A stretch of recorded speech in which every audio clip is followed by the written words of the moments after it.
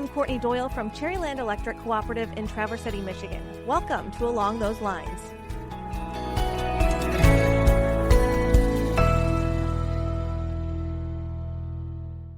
Support for this podcast comes from First American Equipment Finance, dedicated to helping electric cooperatives fund essential equipment and capital projects with flexible financing, keeping systems running, communities connected, and organizations ready for what's next.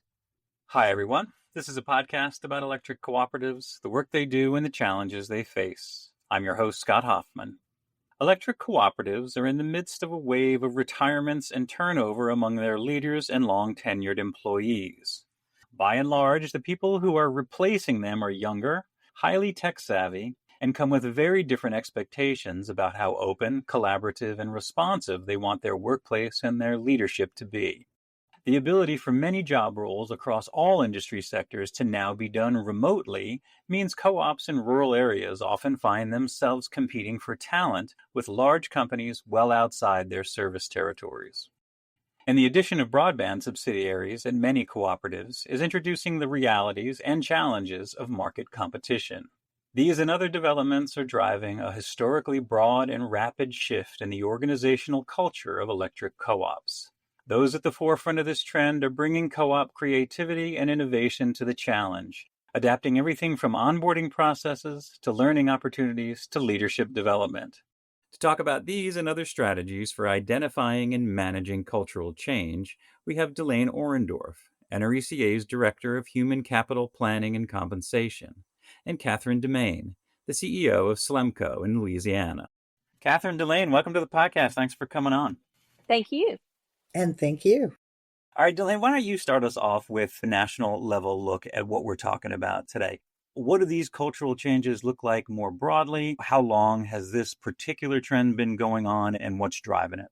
Thanks, Scott. So I think culture has been coming up more frequently on a national level when I look at the cooperatives across the United States. And certainly it's not just a cooperative issue, it's a broader issue. It's really been in the spotlight, I'd say, for about 10 years. And I think for co-ops specifically, the increased focus on culture stems partly from the changes that are going on in the industry and the CEO realization that they need to get employees on board with these changes. And having a positive culture is a major contributor to accomplishing the goals of the organization.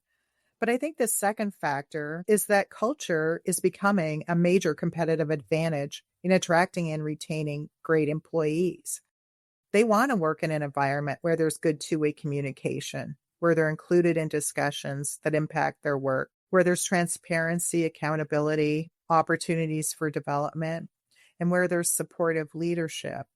We're seeing more interest in culture assessments and inquiries as to how cooperatives might improve culture. And in addition to the factors I already mentioned, I think this is largely being driven by changes in leadership. As CEOs are retiring, new CEOs are seeing the importance of culture, especially in appealing to this new generation that's coming into the workforce, I believe, but also everybody. Thanks for that overview, Delaine. And Katherine, let me bring you in here real quick. Why don't you just start us off with a quick overview of your co-op? What's your territory size, your membership, staff size, things like that? Sure. SLEMCO is an electric distribution cooperative, and we are headquartered in Lafayette, Louisiana, so the heart of Cajun country. We have over 11,000 miles of line. We serve primarily 5 parishes, which in other states are known as counties, but in Louisiana, they are parishes. And we have about 4,900 square miles of service territory. We have over 118,000 meters, and at current time, we have 266 full-time employees. So quite a lot going on and quite a lot of personalities with those 266 employees. Give us a sense of what you were seeing when you engaged in this cultural shift for your co-op, whether it was happening on its own, whether it was something that was done by yourself and your fellow leaders. What were you seeing at the co-op, and what was pushing this change from the back? So I had an opportunity. So I've been at SLEMCO now over 27 years. So I've seen a lot over the 27 years, but I've only became CEO in January of 2024. And I knew we had some culture struggles going on And we had seemed to lose our family feel, a feel that I felt when I first started those first few years, those first several years. And so, in my opinion, we lost touch and we lost that finger on the pulse of what our employees needed to keep them engaged. And, when we've talked about the ages and the new employees coming in, currently 60% of our workforce is below the age of 45. And of that 60%, 30% of that, they are under the age of 28. And so we are very young. And I think it's important that we make sure that we know what our employees need to thrive and to be engaged in the work that they do each and every day. And give us a sense of some of the changes that you've made in this year plus that you've been CEO. How did you identify what needed to change and what did you actually implement to make things better? So as the new incoming CEO, my very first initiative was to perform an organizational culture survey. As a management team, again, we really needed to know what our employees were thinking. And boy, did they let us know. So we had about a 95% participation rate for that survey. We knew there were challenges, and it was critical for us to get the detailed information for us to act upon and to begin developing a plan to overcome those challenges. So we focused immediately on some quick wins. We made some changes to some outdated policies regarding sick leave, emergency leave, vacation policy, even tool allowance policy for our linemen. We piloted and ultimately adopted an alternate work schedule for all employees. And to keep the conversation going, we created a culture ambassadors team and an employee engagement team. Those teams are comprised of employees across the organization, supervisory, non-supervisory.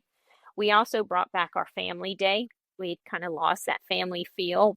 We had discontinued the family day several years ago. We brought that back so that we could see our employees' families and include them in an event. One of the things we did in 2024 is we held our first ever Veterans Day event, which was a day for all of our employees, closed to the general public, but a day for all of our employees to come together, filled with fun training, team building, cooking competition, because, in Louisiana, we love food. And of course, a dedication to our veterans. We've also focused this last year, 2025, to help improve communication and leadership skill sets, focused on some across-the-board leadership training, and we received a grant through the state of Louisiana for this, and so that's been great. But we've also introduced a voluntary job shadowing program to help employees get a better understanding of what the responsibilities and job duties are in the various departments across the company. And the goal here is to break down those silos that have built up over the last several years.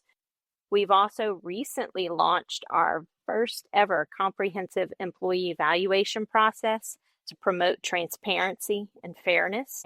And we also recently completed an organizational assessment study that will help guide us on improving our business processes throughout the company. And the goal behind all these initiatives is to promote a workplace where the employees feel a sense of purpose and pride in what they do. And this environment will create or encourage communication, collaboration, and transparency. And that helps create efficiencies throughout the organization.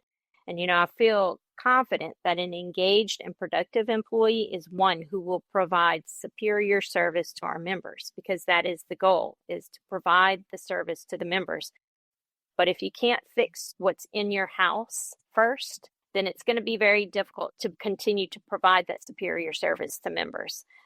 So that's a lot of initiatives we're working on. We've accomplished a lot, and we still have a lot to do. Delaine, as you hear that, and I know you're aware of what Katherine's been working on, but is that really, really broad approach that they've taken at SLEMCO, is that what you recommend? Are there ways to modulate that? So I would say that SLEMCO has really taken this to heart and just run with it to a huge extent, as you could hear from all the things that Katherine listed off. What I will tell you, and not everybody has to necessarily embrace it in the same way with a lot of initiatives, but in truth, SLEMCO had a lot of opportunity. And what we tell co-ops, because we work with the leadership team to come up with what we call quick wins. So what you're trying to do is you're trying to say to the employees, thank you for completing the survey. And I don't know if we've ever had 95%, in terms of folks responding to a survey. So that's amazing. But we're trying to say, thank you for doing the survey. We heard you, and here's what we're going to do about it. Because sometimes when I go out to the co-ops, what I hear is, okay, Delaine, I think you're just flavor of the month, right? Like they're trying to do this because we've had initiatives, nothing's been accomplished. And I share this information with the co-op so that they know they really do have to embrace this. And so the quick wins are just easy knockoffs. The short-term things are like, what can we do within the next 6 months to improve culture? And then the longer term, performance tends to be something that you want to make sure you set up correctly. So that tends to fall into the longer term category. I think too, it depends on how much work the co-op has to do around culture to make sure they can attract and retain top talent. Because as I mentioned earlier, culture is your competitive advantage. I recently presented at Interact and I kind of stopped at $30,000, but I asked everyone in the room, how much more money would I have to pay you to work somewhere where there was a toxic culture? And sure, I was exaggerating a little. Our co-ops aren't toxic cultures, but I stopped at $30,000 and there was nothing but shaking heads in the rooms. We kind of know that it would have to be life-changing money, right? Because I believe, and I know Katherine does as well, people want to come into work every day. They want to be happy. They want to be productive, right? They want to do their best. So how can we as organizations help them be their best every day? Right, Katherine? That's correct. Delaine, I hope this isn't a curveball. The SLEMCO board clearly made a conscious decision when they hired Katherine to do this job. Yes. Knowing that she has experience with the co-ops culture that will inform how she goes forward. How important is it that a board really engage on this issue with a new CEO and with monitoring the culture at their co-op to make sure it's on the right path? I almost feel like boards have a really good idea of what the culture is just from all the backstories they hear at the local market or wherever. So I don't think they're unaware. And I think that if they want to shift in culture, hiring the right person is critically important. Because boards are concerned also, are employees happy? Is the turnover great? Because that impacts the members. These are small communities typically.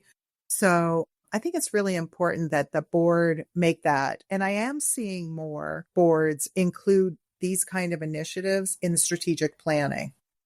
Katherine, you mentioned that you did a survey. Is it a survey that you're planning to do regularly? Do you have employee committees that help sort of inform these initiatives as they go? Are there other proactive things that you're doing to make sure that things don't slip or fall behind?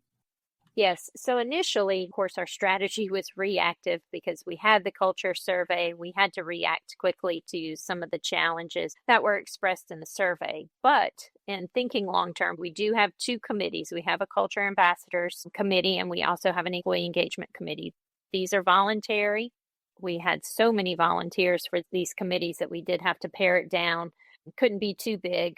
But we are thinking strategically long term on keeping the culture strong.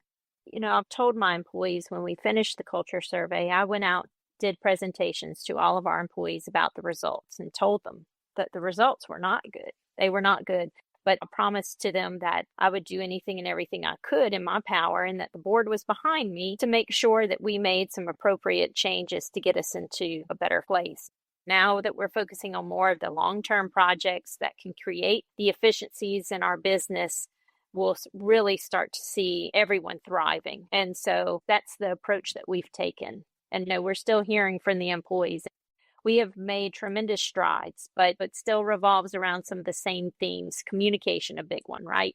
So we're trying to create all different kinds of forms of communication. Some don't like emails. Some would prefer maybe just to even see a video of maybe me or some of my other team members speaking about some new initiatives going on. So we're trying different ways of communicating to the employees. So it's a continual process, continual. And I just wanted to interject here because Katherine mentioned communication and they have a number of districts. And I will tell you one thing, when we do culture surveys, they want to see you, CEO. Every culture survey, yes. We don't see enough of, the senior leadership team, the CEO. Employees want that connection. Along the same lines, each co-op is different. They have their own culture. They have their own community and inputs that create their culture. Delaine, from your standpoint and looking at it as a national issue, is there advice you can give? Are there tools that the co-ops can use to A, assess where their culture is right now, and B, what is the appropriate change for their particular co-op to meet their employees and their community where they are? So I think that's the importance of doing a formal assessment, and whether you do it yourself or we can help you, because I'm a big believer, and I know Katherine is as well, in data-driven decision making. I don't know what to fix until I know what the issues are. And so an assessment, a formal assessment, is a measure to help you understand where are the areas of opportunities, right? You can measure progress through the survey every couple of years, but you really need to get to the root cause. I will tell you some of the most common things are leadership development, and what that looks like. You've heard Katherine mention they're on a leadership program. It's really getting the leaders on board across not just the senior leadership, but the manager. So what does a leader look like here? What are the behaviors we should demonstrate as a good leader? It's always communication, transparency. But you really need to understand what's unique about your individual co-op so that you can then move forward and put these initiatives in place to improve it. Let's pause here for a word from our sponsor, and when we come back, we'll talk about the benefits of mapping out a clear process for managing cultural change.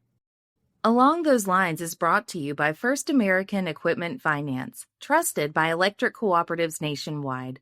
Whether it's vehicles, technology, or facilities, they provide financing that helps co-ops strengthen the communities they serve. With a team that understands the cooperative business model, First American makes it easier to invest in projects that deliver lasting value for your members. Learn more at faef.com. I'm Brenda Tesh from My Energy Cooperative in Rushford, Minnesota, and Cresco, Iowa. You're listening to Along Those Lines. Welcome back. Delaine, do you have a sense of what some of the benefits are in terms of mapping out a clear process for doing this versus just trying to figure out, talking to some people and trying to make some changes? Are there consequences for not going through a more formalized process? I like a formalized process because then there's SMART goals, there's deadlines, there's that commitment to getting it done. I think if you have one or two people trying to push it within your organization, it tends to just flounder because probably you will talk to many co-ops that, hey, we tried kind of doing sort of this in the past, but we never got any traction. But once there is a focus and you've made a commitment to your employees to do it, I think it tends to be that you actually make change. And then if you measure it, remeasure it 2 years, 3 years down the road, are we making change? Are there different issues coming up? I mean, what do you think, Katherine? I agree. We did a pulse check actually this year. So it's been a year since we did the survey, a little over a year. So we did a pulse check right at that year mark. And while participation was not at the 95%, because it wasn't a third party doing it, we were doing it internally. We did receive some confirmation that we are making progress. And I think that's important. We need to know if we're making the right decisions. We need to know if we're addressing the challenges that were brought up. And one way to do that was through the pulse survey. And another way is actually through the grapevine. It's amazing what you hear from retirees, even some of my friends here out in the community, and even what some of the board members are hearing, what we're hearing from vendors. So that's also been a good gauge of, yes, we are heading in the right direction. We're making the appropriate changes to address the challenges, and we just have to keep going because I've stressed again to the employees that this entire process will take time. And it will constantly be evolving. You never get to a finish line when you're working on culture because you've got to keep it stable. And so you always have to be focusing on it, always. Yeah. And that's what I like to tell co-ops. It's a continuous journey. And to Katherine's point about third party, I think that's important, especially at the beginning, just because confidentiality is such an issue for folks. We spend a lot of time reassuring them that even I don't get the data, right? It goes to our market research team. So I don't see what you're saying. But even so, the fact that they need a lot of reassuring tells you something about the culture too. And Katherine, you mentioned sort of hearing the anecdotals from the community. Is there a place in a broader cultural strategy for getting a formal read from the membership on how they're perceiving the co-op, how they're experiencing the co-op in the sort of the before times and the after times as the cultural changes come on? So I think we were fortunate in that we have a great relationship with our members. We have great credibility within our communities. And thankfully, that disconnect had not started happening from that standpoint. And so I think internally we've been able to turn things around and get to a better place before it actually flowed outside of the organization and damaged our credibility to an extent. So one initiative we have done also over the last 18 months since I've been CEO is opening and being more transparent with our communication to our members and talking about the outages and why, substation goes down, our large feeder goes down, just trying to be prompt and accurate and transparent with that communication. And that has helped. And we've seen it in the comments on Facebook from our members. We've heard it from the communities. Man, whoever you guys have doing your social media posts, they're so good. And so that's confirmation that we're making the right strides in that area as well. What about you, Delaine, from your side? Did you counsel co-ops to not only pulse their internal staff, but also look at their community relations and how they're being perceived in the community? So our market research team does a customer satisfaction, and we certainly do recommend that. And I'm a firm believer that your culture will shine through into your community, to your members, because imagine that you're calling into the co-op, maybe there's an outage or something like that, and you reach a cranky employee, and they're cranky because they're not happy. Now, is that the kind of member experience you want at your co-op? There is actually research, and I don't have the numbers at my fingertips, but there's actually research that shows happy member service, happy customers, right? So Katherine's nodding her head because in order to improve member satisfaction, I think you really do. Culture is a large piece of that. Wouldn't you agree, Katherine? That's why I said earlier, if you can have a happy, engaged employee, then they're going to give superior service to your members. They will. They just will. I know when I walk into the office every day, I don't want to be unhappy because that's not going to get the best work out of me. Okay, so why don't we put our thinking caps on here and think about what it is that makes co-ops both good at doing these cultural exercises, the assessment and the actual on-the-ground changes. And then we can talk about some of their weaknesses. Delaine, why don't you start? What do you see from your side that makes co-ops particularly good at this? Well, I think what makes co-ops really good at this is the fact that they want to have a great culture for their employees. It's a family environment. And they want productive employees, engaged employees. I think it's that fact that the co-ops really care. And they do realize that this can be a competitive advantage. You don't have to just throw money at every problem, right?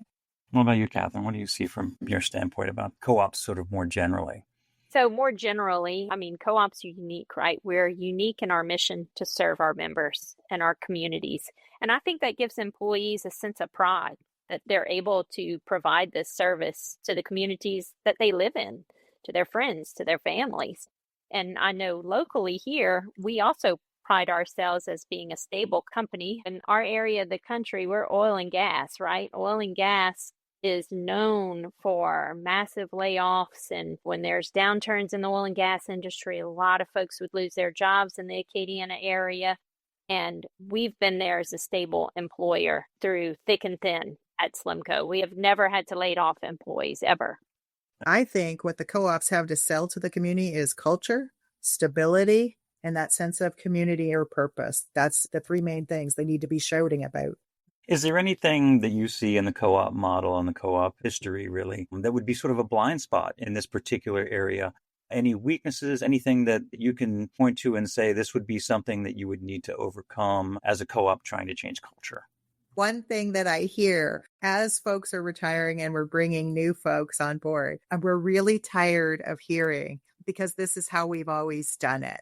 And so trying to get folks who maybe have been at the co-op a long time to embrace these changes. And the way to do that really is to include them. They have lots of great ideas and nobody wants change to happen to them. They want to be included in the change. So whether it's culture or whatever it is.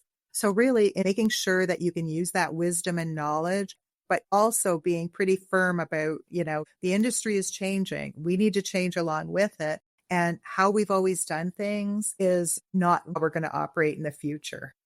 What are you seeing, Katherine? Well, I have to agree with Delaine, and I don't think it's unique to co-ops. I think any company, change is hard for human nature. Human nature resists change and wants to continue to do things like you've always done it because it's comfortable. But Delaine hit it spot on.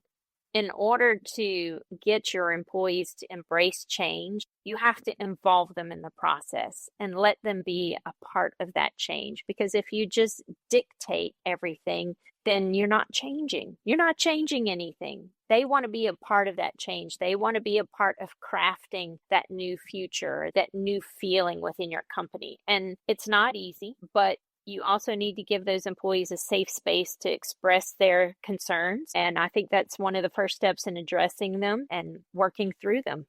And I would encourage all leaders to be patient throughout this process because it's not easy for humans to change. It's just not. And so I think if you take a measured approach toward it, you'll have much, much greater success. Delaine, is there anything that you tell co-ops about the handful of employees who are just like, I'm not doing this. This is not me. Katherine talked about a safe space to air these concerns. Is there a tough love component to this? Is it our way or the highway? I mean, what's the way you tell co-ops to manage the holdouts, really? Well, you don't want to do an our way or the highway because you're trying to change the culture to be supportive. Say, hey, here's my vision for the culture. Here's where we're going. I really want you to be part of it. And here's what I need you to do. So you need to let me know if you need some help in that.